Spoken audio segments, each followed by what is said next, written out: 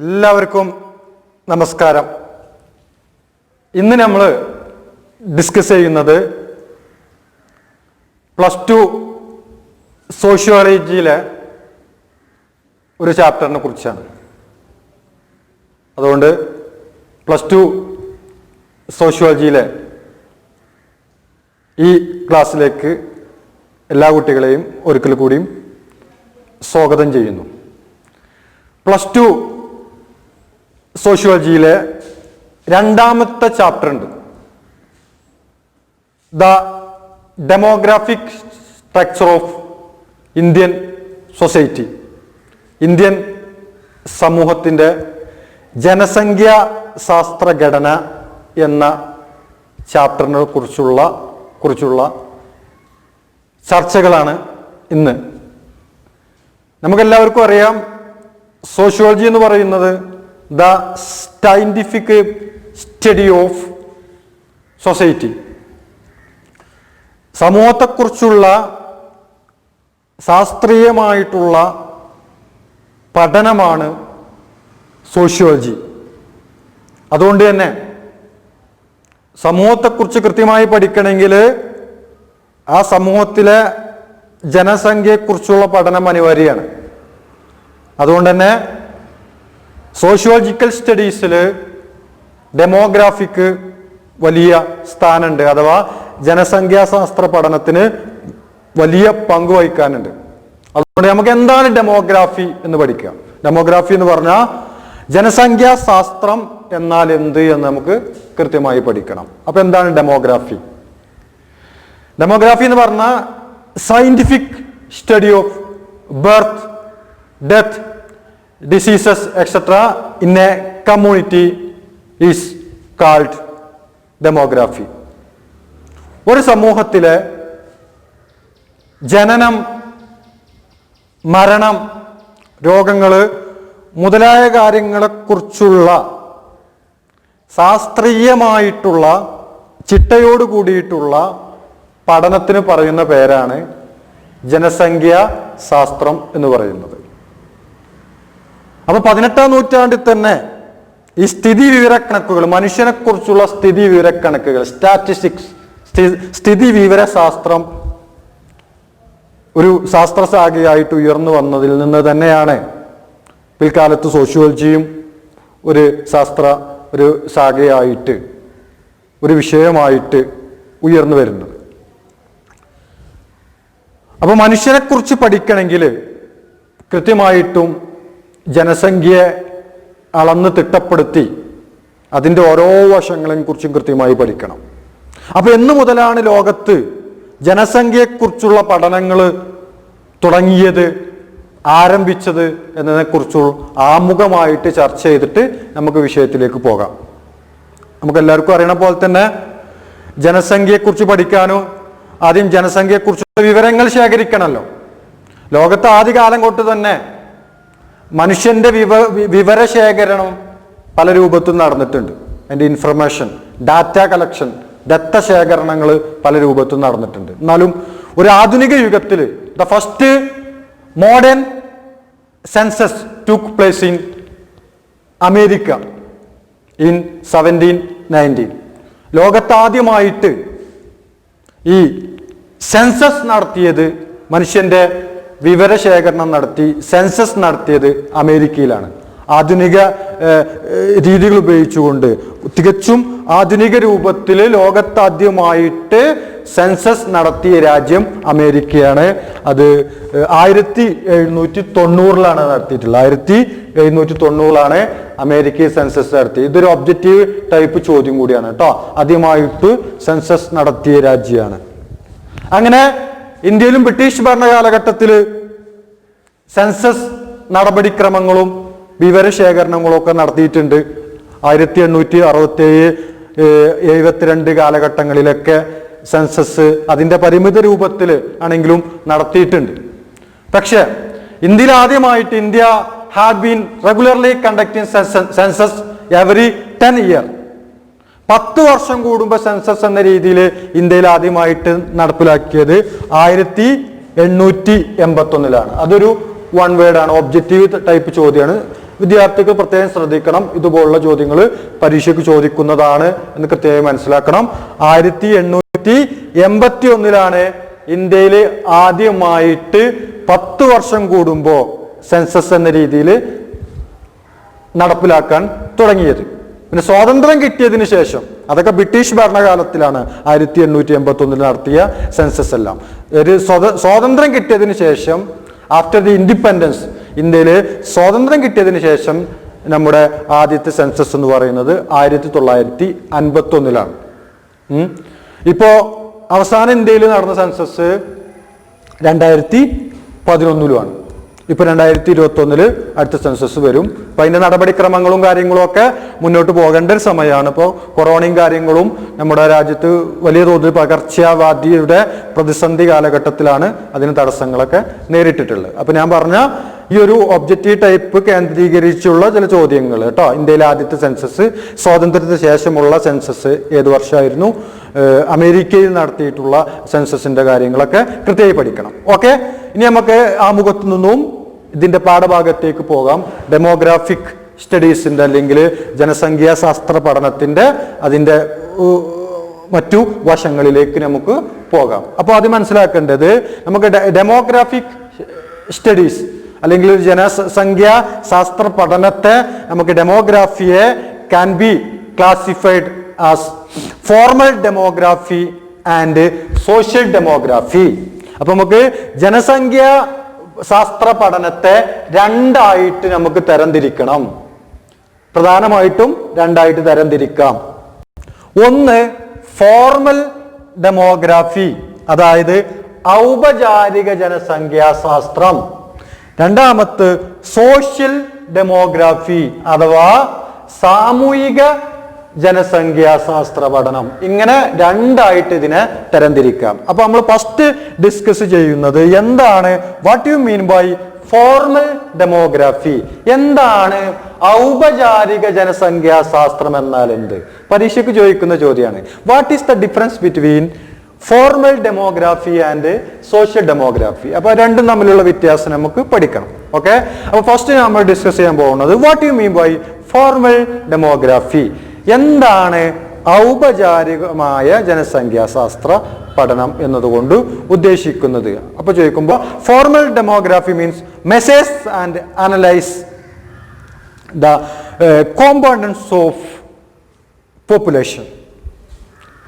നമ്മൾ ഔപചാരിക ജനസംഖ്യാ ശാസ്ത്രത്തില് ജനസംഖ്യയുടെ ഘടകങ്ങളെ അളക്കുകയും അത് പരിശോധിക്കുകയൊക്കെ ചെയ്യുള്ളൂ. അത് കൃത്യമായിട്ട് അതിൽ വരുന്നത് analyse various components of change in population.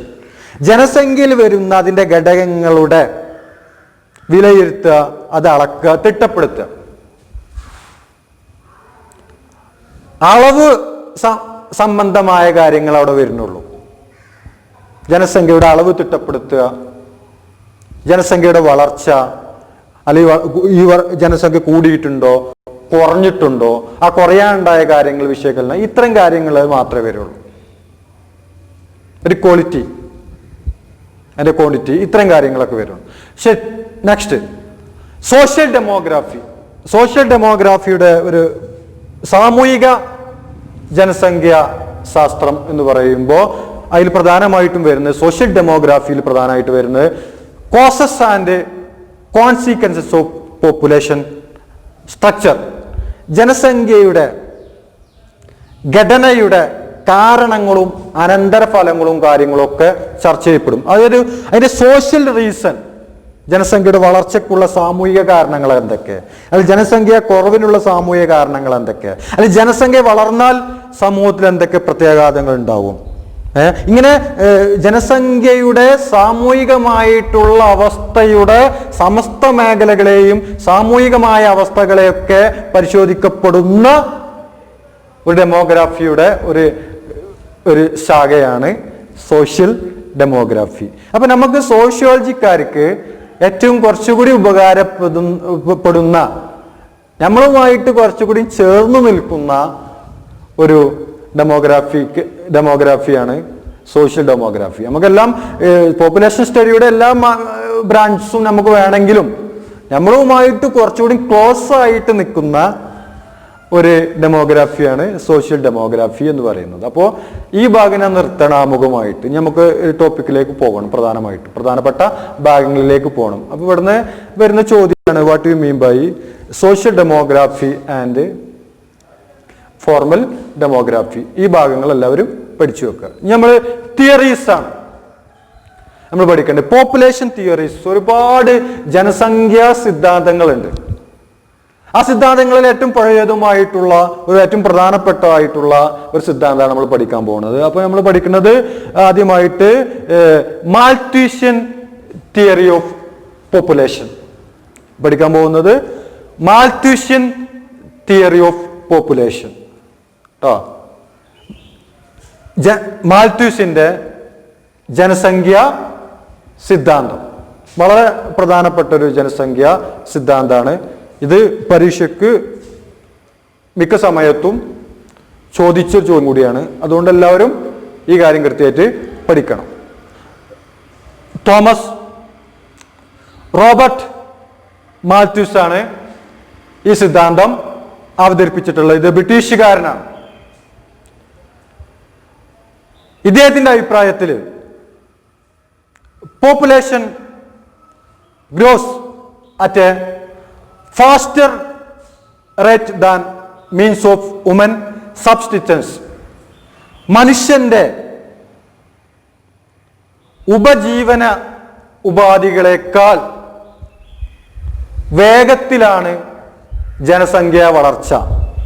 ഇതാണ് അദ്ദേഹത്തിന്റെ സിദ്ധാന്തത്തിന്റെ അടിസ്ഥാനം അല്ലെങ്കിൽ കാതല്. കാരണം മനുഷ്യന്റെ ഉപജീവന മാർഗങ്ങളായിട്ടുള്ള ഫുഡ്, ഷെൽട്ടർ, ക്ലോത്തിങ്, അതായത് ഭക്ഷണം, പാർപ്പിടം, വസ്ത്രം തുടങ്ങിയ കാര്യങ്ങളുണ്ടല്ലോ, ആ ഉപജീവന മാർഗത്തേക്കാൾ അതിനേക്കാൾ വേഗത്തിലാണ് ജനസംഖ്യ വളരുന്നത് എന്ന്. കുറച്ചുകൂടി വ്യക്തമായി പറയുകയാണെങ്കിൽ population growth overtakes agricultural production. നമ്മുടെ ജനസംഖ്യ വളർച്ച കാർഷിക ഉൽപാദനത്തെക്കാൾ വേഗതയിലാണ് പോകുന്നത്. അതായത് ജനസംഖ്യ വളർച്ച കാർഷിക ഉൽപാദനത്തെ മറികടക്കുന്നു.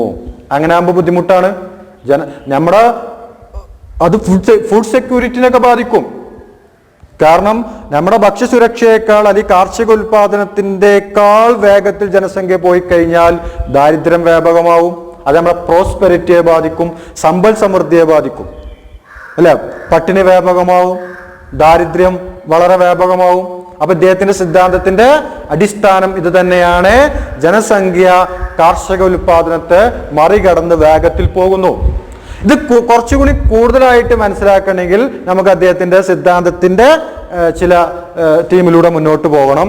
അപ്പൊ അദ്ദേഹം പറയുന്നത്, മാൽത്തൂസ് പറയുന്നത്, population growth in geometrical progression. ജനസംഖ്യാ വർധനവ് ജോമെട്രിക്കൽ പ്രോഗ്രഷനിലാണ് നടക്കുന്നത്. അതിന്റെ വേഗത ജോമെട്രിക്കൽ പ്രോഗ്രഷനിലാണ്. നോക്കുങ്ങള് അതിന്റെ വേഗത 2, 4, 8, 16, 32 അങ്ങനെ ജോമെട്രിക്കൽ പ്രോഗ്രഷനിലാണ് പോപ്പുലേഷൻ വളരുന്നത്. എന്നാൽ അഗ്രികൾച്ചറൽ പ്രൊഡക്ഷൻ, കാർഷിക ഉൽപാദനോ ഹരിതമെറ്റിക്കൽ പ്രോഗ്രഷൻ അഥവാ അംഗഗണിതത്തിലാണ്. കണ്ടോ? 2, 4, 6, 8 2, 4, 6, 8 ആ തോതിലും പോകും. ഇവിടെ കണ്ടെങ്കിൽ പോപ്പുലേഷൻ ജോമെട്രിക്കൽ പ്രോഗ്രഷനിലാവുമ്പോൾ അതിന് വേഗത കൂടുതലാണ്. 2, 4, 8, 16, 32 6 ഗുണിതങ്ങളായിട്ടാണ് അതിന്റെ സ്പീഡ് നോക്കണം നിങ്ങൾ. എന്നാലോ അഗ്രികൾച്ചറൽ പ്രൊഡക്ഷന്, കാർഷിക ഉൽപാദനത്തിന് ആ വേഗത ഇല്ല. നോക്കൂ നിങ്ങൾ, 2, 4, 6, 8 അതൊരു അരിത്മെറ്റിക് പ്രോഗ്രഷനിലാണ് പോകുന്നത്. ഇങ്ങനെ ഉണ്ടായ സമൂഹത്തിൽ പ്രയാസമാണ്.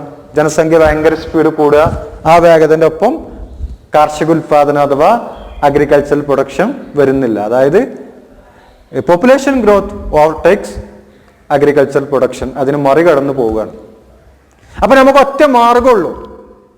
നമുക്ക് എന്ത് വേണം? Only ways to increase prosperity നമുക്ക് സമൂഹത്തിൽ സമ്പൽ സമൃദ്ധി കൊണ്ടുവരണമെങ്കിൽ ഒറ്റ മാർഗമുള്ളൂ, ബൈ കൺട്രോളിങ് പോപ്പുലേഷൻ.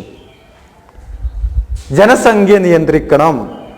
ജനസംഖ്യ നിയന്ത്രിക്കാതെ ഒരിക്കലും ഒരു സമൂഹത്തിലും പ്രോസ്പിരിറ്റി, സമ്പൽ സമൃദ്ധി കൊണ്ടുവരാൻ സാധ്യമല്ല. അപ്പൊ ജനസംഖ്യ കൺട്രോൾ ചെയ്യണമെന്നാണ് മാൽത്യൂസ് അദ്ദേഹത്തിന്റെ ജനസംഖ്യാ സിദ്ധാന്തത്തിലൂടെ അവതരിപ്പിക്കുന്നത്. അതിന് പ്രധാനമായിട്ട് 2 മാർഗങ്ങളുണ്ട്. ഒന്ന് പ്രിവെന്റീവ് ചെക്സ്.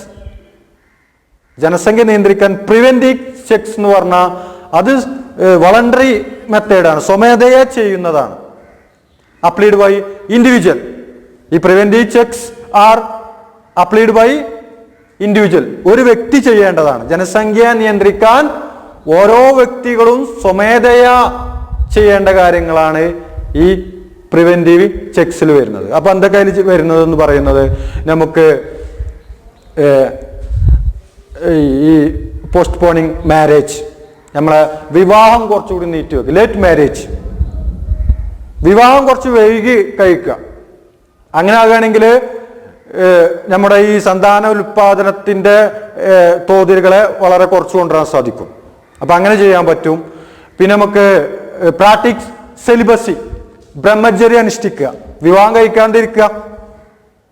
വിവാഹം കഴിക്കാതിരിക്കുക എന്നുള്ള ഒരു പ്രവണതകളെ കൂടുതൽ മുന്നോട്ട് കൊണ്ടുപോകുക. അപ്പൊ വിവാഹം കഴിക്കാതിരിക്കുന്ന ഒരു അവസ്ഥ ഉണ്ടാക്കിയൊക്കെ കുറെ, അപ്പം കുറെയൊക്കെ ജനസംഖ്യ കൺട്രോൾ ചെയ്യാൻ സാധിക്കും. പിന്നെ limit the size of there family, കുടുംബാംഗങ്ങളുടെ എണ്ണത്തെ കുറച്ച് കൊണ്ടുവരിക. അങ്ങനെയും നമുക്ക് ജനസംഖ്യയെ കൺട്രോൾ ചെയ്യാൻ സാധിക്കും. ഇതിലൂടെയൊക്കെ നമുക്ക് എന്ത് ചെയ്യാം, reduce the growth of the population. ഇത്തരത്തിലൊക്കെ ഈ പ്രിവെന്റീവ് ചെക്കിലൂടെ നമ്മൾ സ്വമേധയാ സ്വീകരിക്കുന്ന ചില മാർഗത്തിലൂടെ ജനസംഖ്യയെ കൺട്രോൾ ചെയ്യാൻ പറ്റും. പിന്നെ അടുത്തൊരു മാർഗമാണ് പോസിറ്റീവ് ചെക്ക്. പോസിറ്റീവ് ചെക്സ് എന്ന് പറയുന്നത് അത് നമ്മൾ സ്വമേധയാ സ്വീകരിക്കുന്നതല്ല. പോസിറ്റീവ് ചെക്സ് എന്ന് പറയുന്നത് അപ്ലൈഡ് ബൈ ദ നാച്ചർ, പ്രകൃതി സ്വമേധയാ സ്വീകരിക്കുന്ന ചില രീതികളുണ്ട്. ഇത് പ്രകൃതിയുടെ ഓരോ രീതികളാണ്. അതിലൂടെയും ജനസംഖ്യയെ പ്രകൃതി സ്വയം കൺട്രോൾ ചെയ്യുന്നുണ്ട്. അതിലൊരു രീതിയാണ് ഫാമിൻ. നമുക്ക് ക്ഷാമങ്ങൾ ഉണ്ടാവാം, എപ്പിഡമിക്സ്, പകർച്ചവ്യാധികൾ ഉണ്ടായിട്ട് ഒരുപാട് പേര് മരണപ്പെടുന്നു, ഡിസീസസ്, രോഗങ്ങള്, എർത്ത് കേക്സ്, ഇപ്പൊ ഞങ്ങൾ ഈ ഭൂകമ്പങ്ങൾ, അതുപോലുള്ള നാച്ചുറൽ കലാമിറ്റീസ്, പ്രകൃതി ദുരന്തങ്ങളുണ്ട്, ഫ്ലഡ്, ഇതുപോലുള്ള പ്രകൃതിയുടെ രീതികൾ തന്നെ ഉണ്ട്. ഇതിലൂടെയും ജനസംഖ്യയെ കൺട്രോൾ ചെയ്യാൻ പറ്റും എന്നാണ് പറയുന്നത്. അപ്പോ ഇതിലൂടെയൊക്കെ ജനസംഖ്യാ വർദ്ധവിനെ കൺട്രോൾ ചെയ്ത് കഴിഞ്ഞാലും ജനസംഖ്യയെ തടഞ്ഞു നിർത്താൻ പറ്റുമെന്നൊക്കെയാണ് മാൽത്യൂസ് അദ്ദേഹത്തിന്റെ സിദ്ധാന്തത്തിലൂടെ പറയുന്നത്. പക്ഷേ ഇദ്ദേഹത്തിന്റെ സിദ്ധാന്തം പിൽക്കാലത്ത് വന്ന പല സിദ്ധാന്തത്തിനും അടിത്തറയാണെങ്കിൽ പോലും മാൽത്യൂസിയൻ തിയറി വാസ് പ്രൂവ്ഡ് റോങ്. ഇത് തെറ്റാണ്. ഇതിന് പല കാര്യങ്ങളും അടിസ്ഥാനമില്ലാത്തതാണ്, പെശകുള്ളതാണ്, തെറ്റാണ് എന്ന് പ്രത്യേകിച്ച് 20-ാം നൂറ്റാണ്ടോട് കൂടിയിട്ട് മോഡേൺ മെഡിസിൻ ഉണ്ടായിട്ടുള്ള ചില കുതിപ്പുകൾ, മോഡേൺ ഹെൽത്ത് സ്കീമുകൾ ഒക്കെ പകർച്ചവ്യാധികളെ തടയാനൊക്കെ സാധിച്ചിട്ടുണ്ട്. അപ്പൊ ലോകത്തുണ്ടായ പുതിയ വികാസങ്ങൾ, ടെക്നോളജികളിൽ ഉണ്ടായിട്ടുള്ള പല മാറ്റങ്ങളും ഇദ്ദേഹത്തിൻ്റെ സിദ്ധാന്തത്തിൻ്റെ പല വശങ്ങളെയും അത് തെറ്റാണ്, അല്ലെങ്കിൽ പുതിയ കാലഘട്ടത്തോട് ചേർന്ന് നിൽക്കുന്നതല്ല, പുതിയ കാലഘട്ടത്തോട് ചേർത്ത് വായിക്കാനോ വിലയിരുത്താനോ ചേർന്നതല്ല എന്ന നിഗമനത്തിലേക്ക് എത്തിയിട്ടുണ്ട് പുതിയ സാമ്പത്തിക ശാസ്ത്രജ്ഞരൊക്കെ. നമുക്കറിയാം, ജനസംഖ്യ വളരുന്നതോടുകൂടെ തന്നെ നമുക്ക് കാർഷിക ഉൽപാദനത്തെയും വളർത്താൻ സാധിച്ചിട്ടുണ്ട്. ഇദ്ദേഹം പറയുന്ന സിദ്ധാന്തം പ്രത്യേകം നമ്മൾ നേരത്തെ ശ്രദ്ധിച്ചതാണ്. ജനസംഖ്യ കാർഷിക ഉൽപാദനത്തെ മറികടക്കുന്നു എന്നാണ് പറഞ്ഞത്. നമ്മുടെ കാർഷിക ഉൽപാദനത്തെ വളർത്താൻ നമുക്ക് സാധിച്ചിട്ടുണ്ട്. പിന്നെ ഇദ്ദേഹം ജനസംഖ്യാ വർധനവാണ് ദാരിദ്ര്യത്തിനും പട്ടിണിക്കും മറ്റു എല്ലാ പ്രശ്നങ്ങൾക്കും എന്ന നിഗമനത്തിലേക്ക് എത്തിയത്. എന്നാൽ ഇന്ന് ദാരിദ്ര്യത്തിന്, പട്ടിണിക്ക് ഒക്കെ കാരണം ജനസംഖ്യ വർധനവും മാത്രമൊന്നല്ല, നമ്മുടെ unequal distribution of the economic resources, നമ്മുടെ സാമ്പത്തിക വിഭവങ്ങളുടെ അസമത്വപരമായ വിതരണങ്ങളും കാര്യങ്ങളും ഒക്കെ സാമൂഹിക പ്രശ്നങ്ങളിലേക്ക് നയിക്കപ്പെടുന്നുണ്ട്. അതായത് സോഷ്യൽ ഇനീക്വാളിറ്റി, സാമൂഹിക അസമത്വങ്ങൾ. പിന്നെ പുതിയ കാലഘട്ടത്തിലെ സോഷ്യൽ ഓർഡർ, സാമൂഹിക ക്രമം. കാരണം സമ്പന്നരായിക്കൊണ്ടിരിക്കുക, ദരിദ്രരായിക്കൊണ്ടേയിരിക്കുക, അങ്ങനത്തെ സാമൂഹിക ക്രമങ്ങളും ഒക്കെ നമ്മുടെ സാമൂഹിക പ്രശ്നങ്ങളിലേക്ക് നയിക്കുന്നുണ്ട്. അല്ലാതെ ജനസംഖ്യ വളരുന്നത് കൊണ്ട് മാത്രമാണ് സാമൂഹിക പ്രശ്നമെന്ന ഇദ്ദേഹത്തിൻ്റെ സിദ്ധാന്തം ഈ പുതിയ കാലഘട്ടത്തിൻ്റെ പ്രശ്നങ്ങളോട് ചേർത്ത് വായിക്കാൻ സാധ്യമല്ല. അപ്പം ഇന്ന് പകർച്ചവ്യാധികളെ നിയന്ത്രിക്കാൻ കഴിഞ്ഞൊരു സാഹചര്യത്തിലൊക്കെ, പിന്നെ ആധുനിക മെഡിസിൻ്റെ ഒരു കാലഘട്ടത്തിൽ കാർഷിക ഉൽപാദനം വർദ്ധിപ്പിക്കാൻ സാധിച്ചൊരു സാഹചര്യത്തിൽ മാൽത്യൂഷ്യൻ സിദ്ധാന്തത്തിന് ഒരുപാട് പോരായ്മകളുണ്ട് എന്ന് തന്നെയാണ് ആധുനിക കാലഘട്ടത്തിൽ വിലയിരുത്തപ്പെടുന്നത്. അതുകൊണ്ട് ഈ ഒരു വിഷയം ഇവിടെ അവസാനിപ്പിക്കുകയാണ്. അപ്പം ഞാൻ ഒന്നുകൂടി നമ്മൾ കഴിഞ്ഞ ഭാഗങ്ങളിലൂടെ ഒന്ന് പോയിട്ട് നമുക്ക് ഇന്നത്തെ ക്ലാസ് അവസാനിപ്പിക്കുക. ഡെമോഗ്രാഫിയാണ്. ഡെമോഗ്രാഫി എന്ന് പറഞ്ഞാൽ scientific study of birth, death, diseases etcetera in A community. ഒരു സമൂഹത്തിലെ ജനനത്തെയും മരണത്തെയും രോഗങ്ങളെയൊക്കെ ശാസ്ത്രീയമായി പഠിക്കുന്നതാണ് ഡെമോഗ്രാഫി എന്ന് പറയുന്നത്. ഡെമോഗ്രാഫി രൂപം കൊണ്ടത് ഗ്രീക്ക് വേർഡിൽ നിന്നാണ്. 2 ഗ്രീക്ക് വേർഡിൽ നിന്ന്, ഡെമോസ് ആൻഡ് ഗ്രാഫിൻ. ഡെമോസ് എന്ന് പറഞ്ഞാൽ പീപ്പിൾ, ജനങ്ങൾ എന്നാണ് അർത്ഥം. ഗ്രാഫിൻ എന്ന് പറഞ്ഞാൽ ഡിസ്ക്രൈബ്, വിശദീകരിക്കുക. ഈ 2 വാക്കിൽ നിന്നാണ് ഡെമോഗ്രാഫി എന്നുള്ള പദം ഉണ്ടായത്. പിന്നെ ഫോർമൽ ഡെമോഗ്രാഫി എന്താണ് നമ്മൾ പഠിച്ചു. സോഷ്യൽ ഡെമോഗ്രാഫി എന്താണ് നമ്മൾ പഠിക്കണം. പിന്നെ സെൻസസ് ആരാണ് ആദ്യം തുടങ്ങിയത്, ഇന്ത്യയിൽ എന്ന് തുടങ്ങി, സ്വാതന്ത്ര്യത്തിന് ശേഷം ഇന്ത്യയിലെ ആദ്യത്തെ സെൻസസ് ഏതാണ്, പിന്നെ ഇന്ത്യയിലെ അവസാനത്തെ സെൻസസ് എന്തായിരുന്നു എന്ന കാര്യങ്ങളെ കുറിച്ച് പഠിക്കുക. മാൽത്യൂഷ്യൻ സിദ്ധാന്തം എന്താണ്, ഇത് പരീക്ഷയ്ക്ക് സ്ഥിരം ചോദിക്കുന്ന ഒരു ചോദ്യമാണ് മാൽത്യൂഷ്യൻ സിദ്ധാന്തം. പിന്നെ മാൽത്യൂഷ്യൻ സിദ്ധാന്തത്തിന്റെ ലിമിറ്റേഷൻസ്, ഒരു മോഡേൺ യുഗത്തിൽ ആധുനിക കാലഘട്ടത്തിന്റെ സാഹചര്യങ്ങളോട് ചേർത്ത് നിർത്തിക്കൊണ്ട് മാൽത്യൂഷ്യൻ സിദ്ധാന്തത്തെ പരിശോധിക്കപ്പെടുമ്പോൾ അതിൻ്റെ പരിമിതികൾ എന്തൊക്കെയായിരുന്നു, പോരായ്മകൾ എന്തൊക്കെയാണ് മാൽത്യൂസിന്റെ വാദത്തിനോ എന്നൊക്കെ കൃത്യമായിട്ടും പഠിക്കുക. അതുകൊണ്ട് ഈ ക്ലാസ് ഇവിടെ സ്റ്റോപ്പ് ചെയ്യാണ്. അടുത്തൊരു പുതിയ ടോപ്പിക്കുമായിട്ട്, വിഷയവുമായിട്ട് വീണ്ടും നമുക്ക് വീണ്ടും കാണാം. എല്ലാവർക്കും നമസ്കാരം.